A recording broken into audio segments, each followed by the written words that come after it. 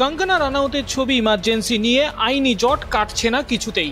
6 September মুক্তি পাওয়ার কথা ছিল ছবিটির, কিন্তু সেন্ট্রাল বোর্ড অফ ফিল্ম সার্টিফিকেশনের ছাড়পত্র মেলেনি। এই নিয়েই বম্বে হাইকোর্টে মামলা করা হয়েছিল ছবি নির্মাতাদের পক্ষ থেকে।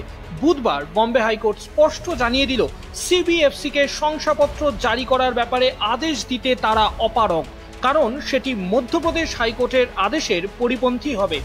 উল্লেখ্য, ছবি নির্মাতাদের দাবি সেন্সর বোর্ড নির্বিচারে বেআইনিভাবে আটকে দিচ্ছে ইমার্জেন্সি ছাড়পত্র, সেই কারণেই মুক্তি পাচ্ছে না ছবিটি। এমন অভিযোগ তুলেই বম্বে হাইকোর্টের দ্বারস্থ হয়েছিলেন ছবির নির্মাতারা। বম্বে হাইকোর্টে বিচারপতি বিপি কোলাবাওয়ালা এবং ফিরদৌস পুনিওয়ালার ডিভিশন বেঞ্চে মামলা করা হয়েছিল। ছবিতে 1975 থেকে 1977 জরুরি অবস্থার প্রেক্ষাপট তুলে ধরা হয়েছে।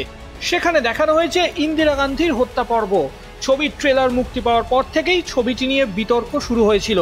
শিখ সম্প্রদায়কে ভুলভাবে দেখানো হয়েছে ছবিতে এবং বিকৃত করা হয়েছে ইতিহাস, এমন অভিযোগও ওঠে।